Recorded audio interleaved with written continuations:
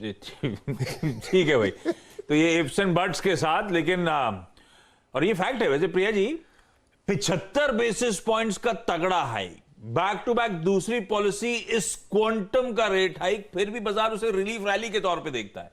ये mind games खेलता है क्या फेड? रीसेट कर दिया था सबके थॉट प्रोसेस को। ये आपके एक्सपेक्टेड लाइन पे हुआ क्या? 75 बेसिस पॉइंट्स, और आपकी टीम भी इतने इनडेप्थ स्टडी करती है कि हमारे नीरज जी आपके यूएस को दिन भर रात भर पढ़ते ही रहते हैं। नहीं, आई रियली एग्री जो पॉइंट्स बता रहे थे। तो हाँ, 75 तो एक्सपेक्टेड था, प्राइस्ड इन था। आई थिंक मार्केट ने सुना कि 75 और नेक्स्ट शायद 50 होगा या 25 होगा। फॉरवर्ड गाइडेंस अब मिल ही नहीं रही है। अच्छा ही है, क्योंकि वो जो बोलते हैं वो फिर कर नहीं पा रहे हैं, एटलीस्ट लास्ट 2 मीटिंग्स में। तो आई एम ग्लैड कि अब वो मीटिंग का ज्यादा गाइडेंस नहीं दे रहे हैं। लेकिन आई थिंक मार्केट ने सुना कि चे पावल ने कहा कि अब पेस थोड़ा कम होगा, तो वो एंड पॉइंट जो हाइकिंग साइकिल का जो हम सब फोकस कर रहे थे वो थोड़ा कम हो गया। लेकिन हम भी बहुत कॉशन दे रहे हैं, क्योंकि इन्फ्लेशन अभी भी हाई है। आई मीन ऑयल प्राइसेस थोड़े कम हुए, कमोडिटी प्राइसेस कम हुए, लेकिन 9% से वो 7 होगा या 8%, स्टिल वेरी हाई। अगर उनका टारगेट 2% है तो इतनी जल्दी 2% तो आएगा नहीं। हमारे फोकस से तो 2024 में आके 2% आएगा। तो आई थिंक फेड को अभी 50, हमारे व्यू से सितंबर में 50, फिर नवंबर में 50, फिर दिसंबर में एक और 50, और उसके बाद कीपिंग रेट्स ऑन होल्ड। तो ये जो मार्केट प्राइस कर रही है कि फेड विल स्टॉप हाइकिंग 3.5% और उसके बाद कट करने लगेंगे, आई थिंक ये थोड़ा, आई डोंट अग्री विथ ये market pricing. So I think जो स्टॉक मार्केट अभी रिलीफ रैली हुआ है, वो data can go the other way. अगर कल जीडीपी रिपोर्ट निकलेगी, हमारे ख्याल से नेगेटिव होगा, तो फिर रिसेशन टॉक फिर से बढ़ेगा, क्योंकि 2 क्वार्टर्स नेगेटिव हो सकते हैं। और उसके बाद इन्फ्लेशन, और फ्राइडे को एक वेज इन्फ्लेशन नंबर आएगा, जो चे पावल ने 2-3 बार बोला है कि वो ईसीआई नंबर बहुत इंपॉर्टेंट है।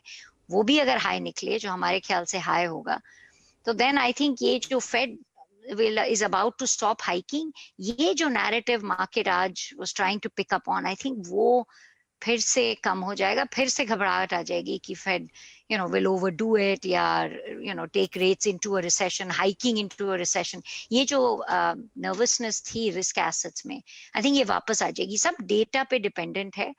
आई थिंक फेड, ईसीबी, आप सब सेंट्रल बैंक्स को देख लें, वो they're just catching up to data। तो उनके पास ज्यादा, तो आई एक्चुअली आज थोड़ा was a little surprising कितना बड़ा रिलीफ रैली था, और इंटरेस्ट रेट्स भी काफी कम हुए। लेकिन डेटा वाइज आई थिंक अभी फेड के ऊपर प्रेशर रहेगा कि वो बढ़ाते रहें इंटरेस्ट रेट्स। तो ध्यान रखिए, फिर ये जो आप हर जगह रिलीफ रैली देख रहे हैं उस पर वर्ड ऑफ कॉशन शुरू में ही आ गया है, बहुत ज्यादा कैरिड अवे नहीं होना है, अभी भी डेटा डिपेंडेंट रहना है, अभी भी इफ्स एंड बट्स लगे हुए हैं। तो इस पॉलिसी में सबसे इंपॉर्टेंट था कि वो 75 होगा नहीं होगा, वो तो हो गया। दूसरा, सब लोग मान के चल रहे थे कि वो डविश स्टैंड होगा, थोड़ा सा हॉकिश टोन रिड्यूस होगी। वो हॉकिश टोन रिड्यूस होने का मतलब ये आपने यही पिकअप करा कि जब वो कह रहे हैं मीटिंग बाय मीटिंग अब डिसाइड करूंगा, पहले से कोई गाइडेंस नहीं दी। पिछली बार कहा था 50 से 75 होगा, 75 कर दिया। अब वो ये टोन डाउन, यही इसी के थ्रू बाजार मान के चल रहा है कि उन्होंने हॉकिश स्टैंड को टोन डाउन कर दिया। हाँ, और ये भी कह दिया कि थोड़ा पेस कम होना चाहिए। ये जो न्यूट्रल बोलते हैं ना, कि न्यूट्रल उनका 2.5% है, आज के हाइक के बाद फेड रेट न्यूट्रल पहुंच गई है। तो अब फर्दर इंक्रीजेस वो लोग धीरे धीरे करेंगे इन अ वे। उनका, आई थिंक मार्केट ने ये अंडरस्टैंड किया कि न्यूट्रल पहुंच गए। जो फ्रंट लोडिंग की बात थी, अब वो फ्रंट लोडिंग की जरूरत नहीं है, क्योंकि हम पहुंच गए न्यूट्रल। अब भी बढ़ेंगे इंटरेस्ट रेट्स। इनफैक्ट 2-3 बार चे पावल ने कहा कि नहीं, इन्फ्लेशन हाई है, हम बढ़ाते रहेंगे इंटरेस्ट रेट्स। लेकिन ये जो 75, 100, आई थिंक अब ये पेस वो सजेस्ट कर रहे हैं कि पेस थोड़ा कम होगा। लेकिन 50 भी is a high interest rate. अगर 50 बेसिस पॉइंट भी बढ़ाएं 3 बार, जो हमारे फोरकास्ट में है, तो आपका फेड फंड्स रेट ऑलमोस्ट 4% पहुंच जाएगा। क्यूटी भी चलता रहेगा। तो आई थिंक मार्केट ने सुना कि अच्छा, अब एटलीस्ट पेस कम हो जाएगी, और उसमें ये होगा कि अगर इकोनॉमी स्लो करने लगे तो एटलीस्ट इतनी जल्दी 100 बेसिस पॉइंट्स नहीं बढ़ाए, 50-50 बढ़ाए। तो अगर धीरे धीरे बढ़ाए तो कैलिब्रेट कर सकते हैं पॉलिसी, अगर इकोनॉमी सडनली स्लो डाउन कर जाए, जो आई थिंक हो रही है। I mean economy slowing faster than जो हम एक्सपेक्ट कर रहे थे। लेबर मार्केट नहीं, लेकिन कंज्यूमर स्पेंडिंग स्लो डाउन कर रहा है। हाउसिंग आप देखिए डेटा, बड़ी जल्दी suddenly housing market slow down किया है, लेकिन आई थिंक फेड रिस्पॉन्ड नहीं कर पाएंगे क्योंकि अभी इन्फ्लेशन इज टू हाई और उनका number 1 single mandate central bank हो गया है फ्रॉम डुअल मैंडेट। तो आई थिंक इन्फ्लेशन नंबर्स ही सबसे इंपॉर्टेंट अभी रहेंगे। ओके प्रिया जी, एक और चीज, आई मीन जब आपको यूएस में रेट हाइक का सेंस और वहां पे क्वांटम कितने कितने होंगे, जब वो एक बार आपको मालूम चल जाए, अभी देखिए हिस्टोरिक कहा यह जाता है कि जब आप कयास लगाते हैं कि यूएस में रेट बढ़ने वाले हैं तो एफआईएस का एग्जिट शुरू होता है इमर्जिंग मार्केट से। हम जस्ट यहाँ एम्फेसाइज कर रहा हूँ इंडियन मार्केट्स पे। लेकिन हमें जुलाई में कुछ इंस्टेंसेस मिले कि एफआईएस की सेलिंग ट्रिम हो रही है। मेरे पास जो आंकड़ा है पूरे, अगर आप देखें CY 22 का लगभग 2.92 ट्रिलियन का एग्जिट है, जून में करीब 0.58 ट्रिलियन, लेकिन अब ये सेलिंग जुलाई में घट के मात्र 9,258 करोड़ रुपए की रह गई है। तो आपको क्या लगता है, I mean flow towards emerging markets and specially India अब थोड़े ठीक ठाक हो सकते हैं क्या? हाँ, तो जो ऑयल प्राइसेस कम हुए हैं आई थिंक वो इंडिया के लिए पॉजिटिव है, क्योंकि इमर्जिंग मार्केट में स्पेसिफिकली ये जो कमोडिटी प्राइस लिंक इंडिया के साथ है, तो I think that is a positive. Also जो एंड पॉइंट हाइकिंग साइकिल का था 3 महीने पहले, हम लोग कोई 3% सोच रहा है, कोई 5%, अब आई थिंक थोड़ा कंसोलिडेशन हो रहा है 3.5, 375, I think may be 3.25। I think जो रेंज ऑफ पॉसिबिलिटीज हैं हाइकिंग साइकिल के एंड, वो नैरो डाउन हो गए, तो दैट इज पॉजिटिव। इसीलिए आप देखिए डॉलर भी थोड़ा I agree generally upward trend में है, लेकिन वो जो रेट ऑफ इंक्रीज वो थोड़ी स्लो डाउन कर गई, थोड़ा जैसे market is getting a better sense की 3-4 और हाइक्स हैं, एंड पॉइंट आ रहा है। ये जब क्लैरिटी ज्यादा आ जाएगी तब I think emerging market flows बढ़ेंगे, तब रिस्क ऑन मूव आते हैं, तब that means US dollar is done and then flows come in elsewhere. So I think ये हम लोग लास्ट इनिंग में है of the hiking cycle. So इसीलिए हाँ, I would say कि it's less negative. 3-4 जब हमने लास्ट टाइम बात की थी I was saying बहुत नेगेटिव, लेकिन अब आई थिंक इतना धीरे धीरे as we get closer, आपका नवंबर दिसंबर, हमारे ख्याल से दिसंबर लास्ट हाइक होगी, तो आप अब सितंबर अक्टूबर टाइम फ्रेम में आई थिंक इनफ्लोज शायद बढ़ने लगे, क्योंकि everyone wants to be ahead कि अगर फ्लोज आने वाले हम उसके पहले आ जाएं, तो इसीलिए हार्ड टू टाइम एग्जैक्टली कब बढ़ेंगे। लेकिन आई थिंक जो इतना नेगेटिव था, क्योंकि हाइकिंग साइकिल में 400 बेसिस पॉइंट्स बढ़ाने थे, अब we are talking 100 more, maybe 150 मोर।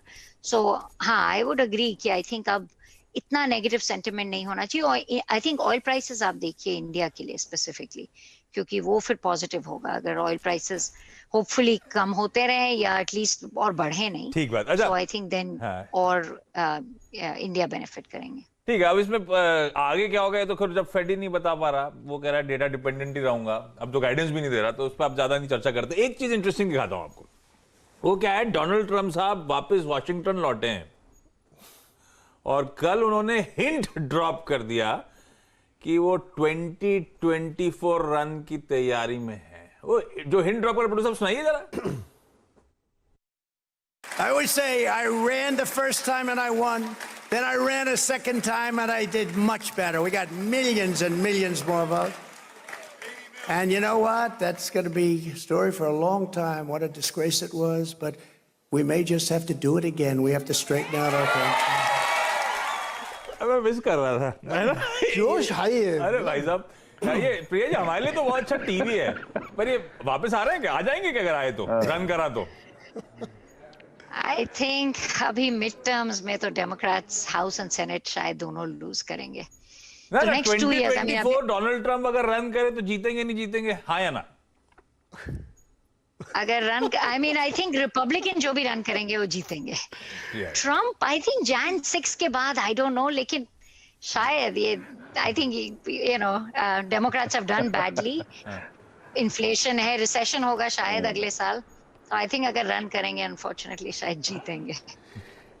प्रिया शायद ये कहना चाह रही है कि Jan 6 में जो बहुत घटनाएं हुई थी उसका केस बहुत एक्सपीडाइट कर रहे हैं डेमोक्रेट्स, जिससे कि इनको इंडिक करे तो ये लड़ ना पाए चुनाव।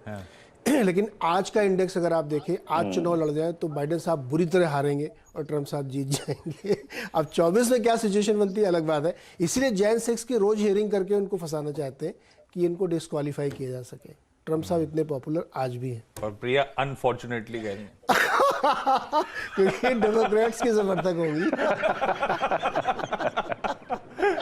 चलिए प्रिया, थैंक यू सो मच सुबह सुबह जुड़ने के लिए, सॉरी रात में जुड़ने के लिए और बढ़िया तरीके से समझाने के लिए फेड ने किया क्या। तो मतलब मोटा मोटी फेड के एक्शन को बहुत ज्यादा ये नहीं सोच लेने का कि सब कुछ हो गया, अब तो जो हो गया अब तो सब बढ़िया बढ़िया रहेगा, ये गलत फहमी है हमारी। हाँ, इसीलिए हमने कहा ना इक्विटीज के रिएक्शन पे मत जाइए। आज का बाजार बहुत अच्छा है, सब कुछ है, लेकिन होश मत खोइएगा कि सब ठीक है सब बढ़िया, ऐसा नहीं करना चाहिए। एक बहुत अच्छी चीज हम लोग कल